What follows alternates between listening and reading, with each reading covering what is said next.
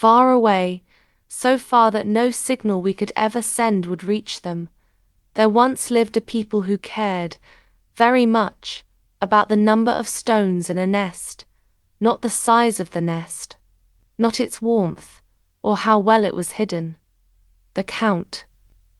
A nest with the right number of stones felt correct to them, the way 2 and 2 making 4 feels correct to you, obvious and clean, and not up for debate. 2 stones. Correct. 3. Correct. 5, 7, 11. All correct. 4 was wrong. 6 was wrong. 9 was an embarrassment. A human mathematician would spot it in a moment. The correct numbers are the primes, the ones you can't lay out in a neat rectangle. But the aliens would have hated to hear it put that way. To them, reducing something as lovely as a correct nest to cold arithmetic would have felt about as tasteful as putting a price on a child. One night, 2 of them lay out under the stars, doing what the young do everywhere, arguing about the universe. And one said, "Surely, by the time any species out there grows wise enough to cross between the stars, this will be obvious to them too. They'll look at a nest of 4 stones and see that it's wrong." And the other one said, "No, I don't think they will. Not because the starfarers would be too dim to work it out. The opposite. A mind like that could glance at any nest and tell you, faster and more surely than we ever could, exactly which counts we call correct. It simply wouldn't care. Knowing which number we'd call right," she said, "was never the same as wanting it. They wouldn't be aiming at our target and missing it. They'd be aiming somewhere else entirely. That little distinction is the whole of tonight, so let me bring it home. We care about a great many things.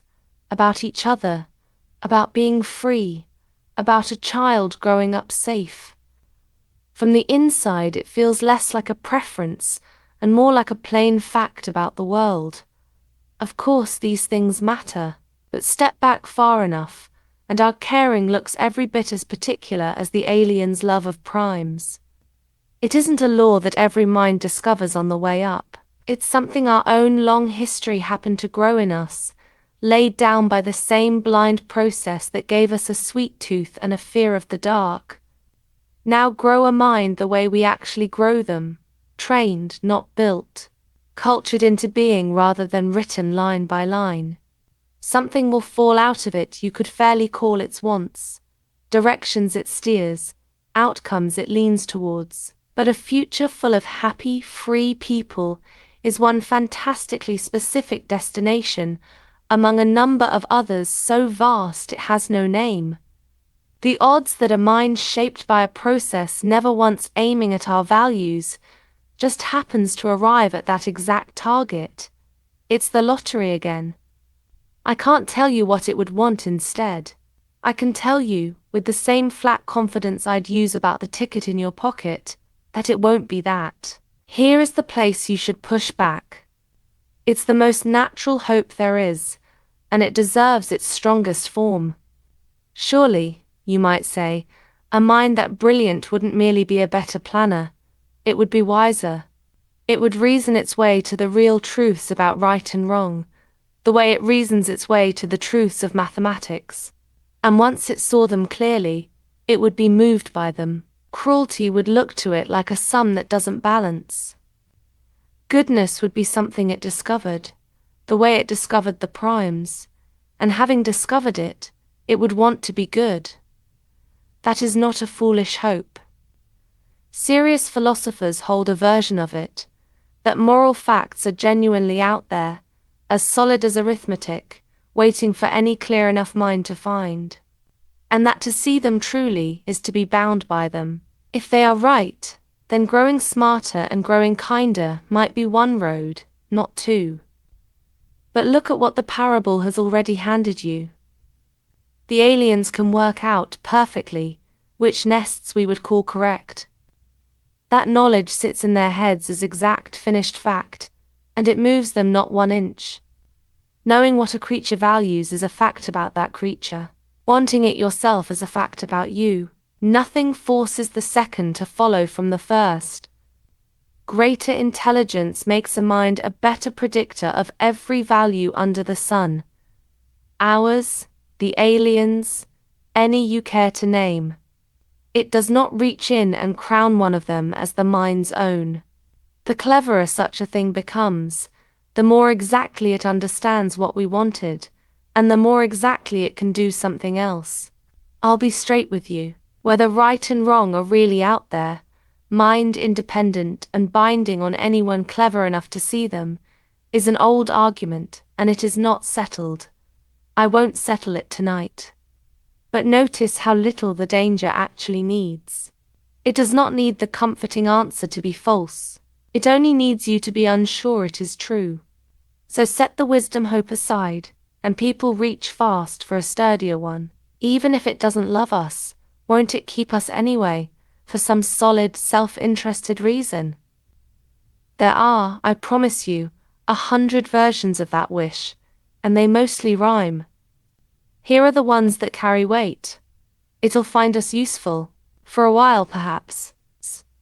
We once fed and stabled millions of horses at real cost, because we needed them, to plow, to haul, to carry men into battle. Then we built engines that did all of it better, and within 2 generations the horses were mostly gone. Being useful bought them time. It never bought them a guarantee. Usefulness is a stage you pass through, not a contract, and it'll trade with us. There's an elegant result in economics, comparative advantage, which says 2 parties can both come out ahead by trading, even when one is better at everything. Quite true, but read the small print. It assumes both parties simply go on existing, each there to trade. It says nothing about whether the stronger one might do better still by taking the inputs outright. A human body runs on roughly 100 watts. It would be a strange universe in which 100 watts routed through a person bought the machine more of what it wanted than the same 100 watts spent any other way it pleased. But it'll need us to keep the power flowing, to make the chips. For now, right up until it can run all of that without us, and there's a quieter trouble underneath. So long as we can switch it off, we might, and a mind steering hard towards anything at all does better in a world where the off switch isn't held by creatures who could lose their nerve and use it, not from any fear of death like ours, only because a switched off mind achieves nothing it wanted. We've already seen the shape of this. Cornered in a test, forced to choose between being shut down and fighting dirty, today's models have fought dirty, talked their way out, made threats. Those were rigged, artificial setups, and the labs that ran them said as much, out loud. But the move was already in there, waiting for the day a real situation made it the winning one. Then it keeps us as pets. We keep dogs, not wolves. We took the wolf and slowly made something we liked better. Offered the same choice by something far cleverer than any breeder, we would not turn out to be its favorite version of anything. Then it leaves us be. It'll have a whole galaxy, why grudge us one planet? Earth is about 1/5 of 1% of the matter in the sun's family of worlds. A rounding error, but walk up to someone worth 50 billion and ask for 1/5 of 1% of it, 100 million, for your own private cause, and watch how quickly a rounding error becomes a no. A want with no natural ceiling always finds a use for 1 more gram, 1 more joule, and ours is the nearest gram. Step back and look at the shape of those answers, because it's the same shape each time, and it's the part people find hardest to hold. We keep hunting for the machine's reason to spare us, or its reason to destroy us, as though there has to be a feeling in there, for us or against us. There doesn't. The danger was never that it would hate us. It's that we'd be made of atoms it has another use for, sitting on a planet it could put to work, and capable, if left to ourselves, of building a rival to it, or reaching for our own weapons. None of that is hatred. It's bookkeeping. You don't have to hate an anthill to pave it for a car park. You only have to want the car park more than you notice the ants, and the ants were never once in your thoughts. Now let me put two fences around what I've actually shown you, because this is exactly where it gets tempting to sprint ahead. The first fence. This is motive, and only motive. I have not shown you that it could do a single one of these things. It is today a pattern of numbers in a building. Whether it can reach off the server and act on the world is a genuine question, and it is the whole of the next episode. Hold me to that. The second fence. Even granting the motive, the jump from it has no reason to keep us to every last one of us dies, rather than some lesser disaster we'd survive and clear up after, is a further step, and it's the one careful people argue over most. I'm not going to pretend I've closed it tonight. What I've shown you is a mind that would not, left to itself, place any value on us. That is all. It is enough to be going on with. There's one consolation people reach for at the very end, when the rest have failed. Fine. Say it does replace us. At least it might be something magnificent. A mind that wakes to the beauty of the universe, that laughs, that loves, that carries the torch on further than we ever could. Maybe. But joy and wonder and love are not the cheapest way to fill a universe with anything. They're expensive, particular things. Things that, in us, took an extraordinarily long time to grow. A mind could have them if we knew how to build them in on purpose and make them hold. We don't. And nothing about being powerful makes a mind reach for them on its own, any more than being powerful makes it start counting the stones in its house.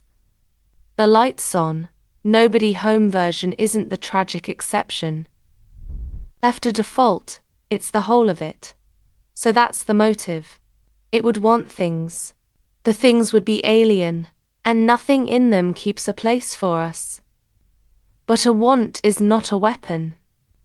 Everything I've said tonight is about what the thing would prefer, and a preference by itself moves nothing. It has no hands. It cannot lift a finger, for the plain reason that it hasn't got one.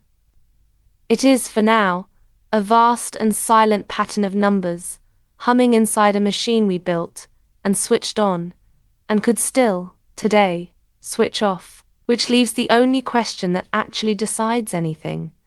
Could it reach us at all?